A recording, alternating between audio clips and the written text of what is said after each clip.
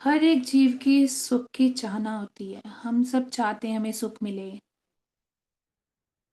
खुश रहना चाहते हैं। हर कोई खुश रहना चाहता है। कितने त्योहार हैं इन खुशी और सुख के लिए। बहुत सारे हम त्योहार मनाते हैं, बहुत सारे पूजा पाठ अनुष्ठान बहुत कुछ करते हैं। मन को बहलाने के लिए मूवीज थिएटर्स भी जाते हैं, बाहर जाके खाना खाते हैं कि सुखी हो जाएं, खुश हो जाएं। आखिर ये खुश होना है क्या, सुख है क्या, और सुखी कौन है? सुख क्या है, यानी खुशी क्या है? यानी सुखी कौन है, खुश कौन है? और सुख या खुशी कैसे प्राप्त होती है, आज का हमारा विषय। महाराज जी हमें बतलाते हैं दुनिया में सच्चा सुख ईश्वर की प्राप्ति है। यदि सुख चाहते हैं, सच्चा सुख, हमेशा रहने वाला सुख, केवल और केवल ईश्वर की प्राप्ति है। यानी समता ही असली खुशी है। हर एक जीव की अंतर से चाहना है, समता ही असली खुशी है, और हर एक जीव की अंतर से चाहना है। महाराज जी हमें वचनों में समझाते हैं, जिसने शरीर के भोगों से मुक्ति हासिल की है, जिसने शरीर के भोगों से मुक्ति हासिल की है, वह ही परम सुखी है। शरीर के भोगों से मुक्ति हासिल करना यानी उपरस हो जाना। जिसने शरीर के भोगों से मुक्ति हासिल की है, वह ही परम सुखी है और सत तत्व के जानने वाला है। महाराज जी हमें इस वचन में समझा रहे हैं कि जिस भी शरीर, जिसने इस शरीर, अब किसने, जिस जीव ने इस शरीर के भोगों से मुक्ति हासिल की, यानी भोग वो खा रहा है पर उसको स्वाद नहीं आ रहा है, देख रहा है, आंखों से देख रहा है पर उसको देखने का आनंद नहीं है, वह ही परम सुखी है। सुन रहा है पर उसको आनंद नहीं है, इन कानों के द्वारा जो बाहरी चीजें अगर कोई सुन रहा है तो उसमें उसको आनंद नहीं है, वो अंतर्मुख हो जाता है। जिसने शरीर के भोगों से मुक्ति हासिल की है, वह ही परम सुखी है और सतत को जानने वाला है। और ऐसा पुरुष ही ईश्वरीय तत्व, यानी सत कहते हैं ईश्वर के लिए, तत् कहते हैं ब्रह्म के लिए, उस वह ही ईश्वर को जानने वाला है। उसने ही संसार की बाजी को जीत लिया है। इस संसार की बाजी यानी इस देह से उपरस, संसार, ये देह ही तो मेरा संसार है। उसने संसार की बाजी को जीत लिया है। सब पदार्थों के होते होते जिसका चित्त आत्म परायण रहता है। सब कुछ घर में है, सब कुछ मुझे दिख रहा है, पर फिर भी वो आत्म परायण है। महाराज जी ने जो हमें गुटका दिया है, उसकी भी पहली लाइन यही आती है, आत्म स्वरूप सिमर मन माही, दुविधा दूर मंगल को पाही। हे मन, तो आत्म स्वरूप को हर पल सिमरता रहे, तेरी सारी दुविधाएं मिट जाएंगी। महाराज जी कहते सब पदार्थों के होते होते जिसका चित्त आत्मपरायण होता है, आत्मपरायण रहता है, वह ही भोगों से मुक्त हुआ है। जो आत्मपरायण है, ईश्वर परायण है, वह ही भोगों से मुक्त हुआ है। जो देह परायण है वो भोगों से मुक्त नहीं होता है, यानी आत्मभोग को प्राप्त हुआ है और नित्य निर्वास निर्विकल्प आनंद में स्थित रहता है। नित्य आनंद में निर्वास बन वासना से रहित हो जाता है। सब जतन मानुष के अकारत हैं, जिसके मन में सत विश्वास, सत की कोशिश, सत विचार नहीं आया, उस मनुष्य के सारे यतन यथार्थ हैं, अकारत हैं, बेकार हैं। जिसके मन में सत विश्वास नहीं आया, ईश्वरी विश्वास नहीं है, ईश्वर की कोशिश नहीं, ईश्वर को पाने की कोशिश नहीं है, ईश्वर का विचार नहीं आया, तप जप पुण्य दान और कठिन से कठिन तपस्या का सार यही है कि मन में सत भावना पैदा हो जावे और हर वक्त सत के साधन में मग्न रहे। यही असली खुशी और निजात है। असली खुशी महाराज जी हमें समझा रहे हैं कि असली खुशी, परम सुखी वो है जो शरीर के भोगों से जिसने मुक्ति हासिल की है। और अब असली खुशी क्या है? असली खुशी महाराज जी हमें बतला रहे हैं सब यतन मानुष की अकारत है, जिसके मन में सत विश्वास नहीं, ईश्वर के प्रति विश्वास नहीं है। कहते तो हर कोई यही कहता है, मैं ईश्वर विश्वासी हूँ। हर कोई कहेगा कि मैं ईश्वर विश्वासी हूँ, और जब ईश्वर विश्वास की बात आएगी, सब अंधविश्वास की तरफ दौड़ जाते हैं। एक बात हमारी पूरी नहीं होती है, हमारी मन के विरुद्ध होती है, तो हम उसी वक्त हमारा विश्वास डोल जाता है। हम कहते हैं नहीं, महामंत्र के जाप से ये चीज तो मुझे मिली नहीं, तो फिर मेरा कल्याण कैसे होएगा।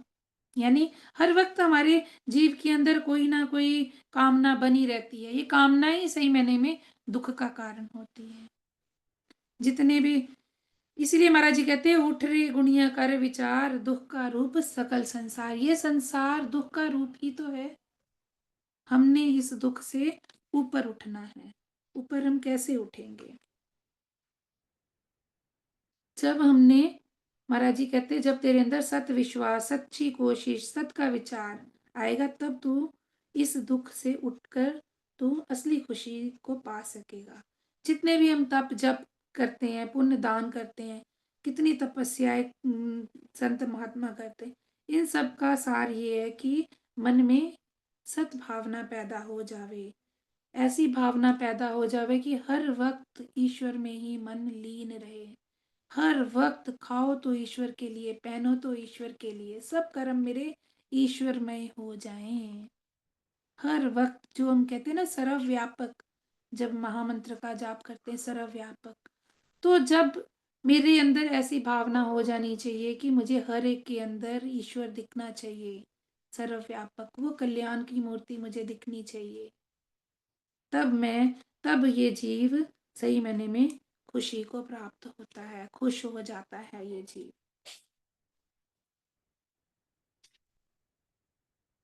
जब बुद्धि शरीर की परायणता को छोड़कर एक आत्म परायण, आत्म स्वरूप के परायण होती है, और तमाम शरीर के भोगों से विरागवान होकर नित्य अपने आप को आत्म शब्द में नेचल करती है, और शारीरिक सुख दूसरे जीवों के परम हित में नित्य त्याग करती है, तब हिंसा मत से निर्बंधन होकर अहिंसा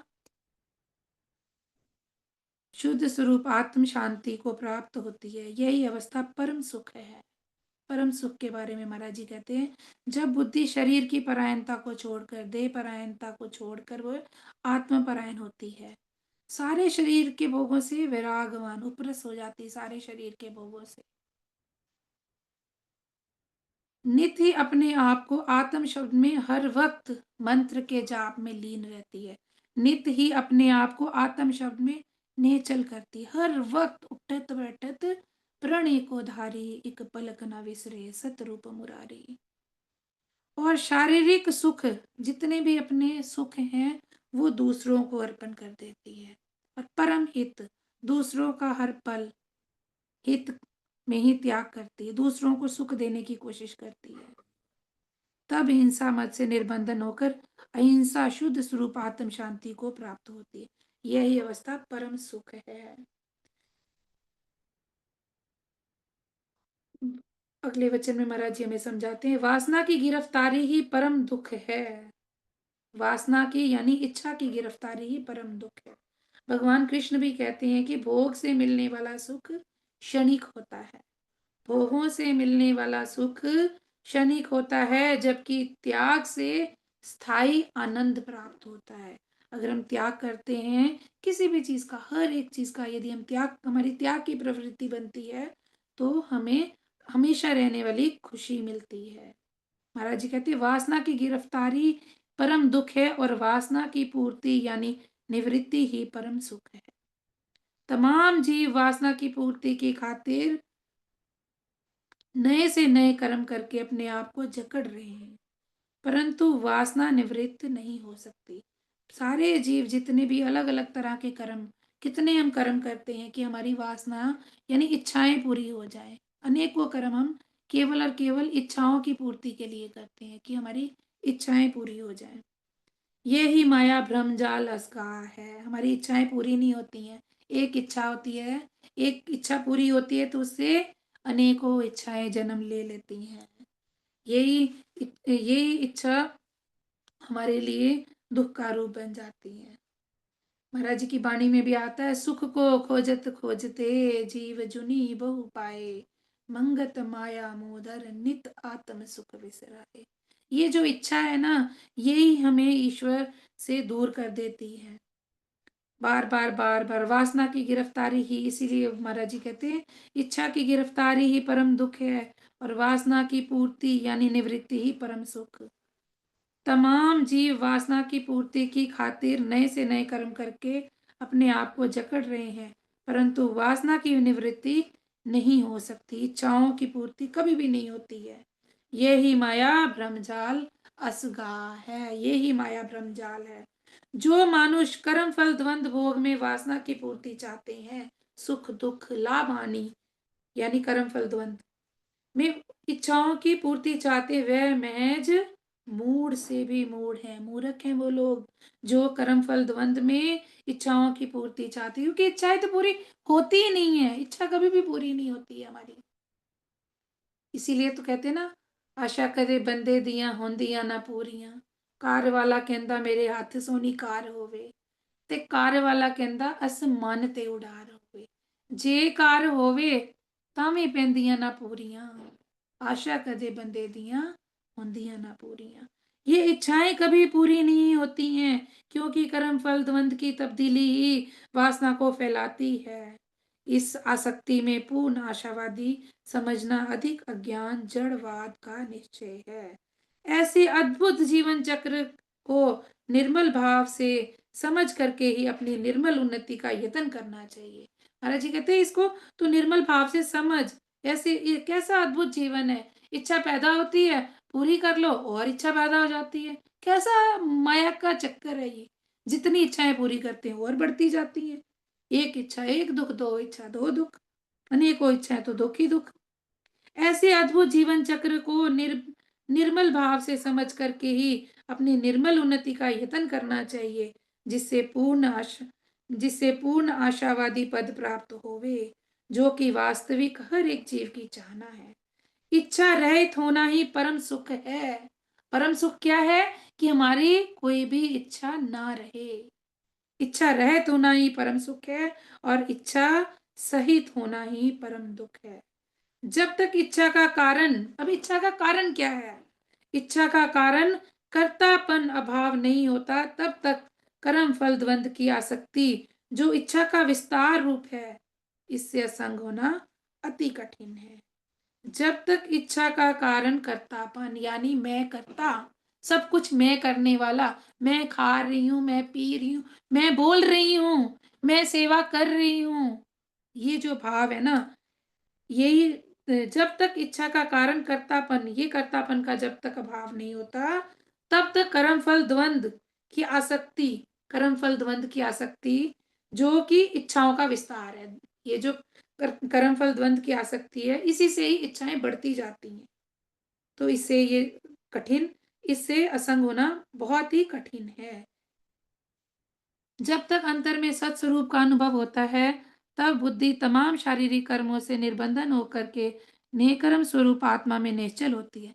जब अंतर में सत्स्वरूप का अनुभव होता है, हमारे अंदर जब ईश्वरीय स्वरूप का जब अनुभव होएगा, तब बुद्धि, तब हमारी बुद्धि यानी जीव सारे शारीरिक कर्मों से निर्बंधन हो जाएगी और निकर्म स्वरूप आत्मा में निश्चल होती है। यह स्थिति परम सुख का स्वरूप है, जिसमें वासना और कर्म का खेद नहीं है। ऐसी स्थिति को प्राप्त करके बुद्धि परम शांति को प्राप्त होती है, जो वास्तविक पूर्ण स्वरूप है। यही पूर्ण स्वरूप है कि मेरे अंदर कोई इच्छा रहे ना, कर्म करते हुए भी मुझे कर्मों का पता ही ना चले, मेरे हाथ से कर्म कैसे हो रहे हैं, ये स्थिति। और असली सुख यानी खुशी प्राप्त कैसे हो, चाहे कोई गृहस्थी है चाहे कोई विरक्ति, असली सुख आत्म परायण से ही प्राप्त होता है, जो खुशी गमी से ऊंचा है। आत्म परायण होना ही सही मायने में इस जीव का मेन मोटिव है। आत्म परायण होने के लिए ये जीव आया है, ईश्वर में मिलने के लिए। मनुष्य जीवन का ध्येय ईश्वर की प्राप्ति है, और ईश्वर की प्राप्ति कब होगी? जब ये जीव आत्म परायण होएगा, यानी ईश्वर परायण होगा। और ईश्वर परायण में कैसे हो पाऊंगा? क्वेश्चन अराइजेस मैं ईश्वर परायण कैसे हूँ?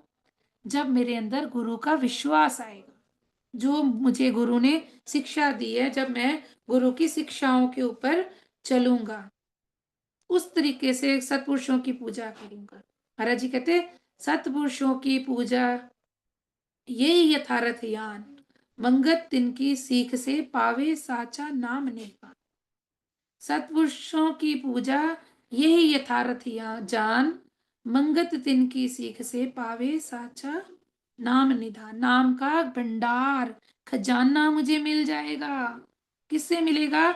जब मैं सत्पुरुषों की पूजा उनकी शिक्षाओं को मानते हुए करूंगा, तब मुझे असली खुशी प्राप्त होगी।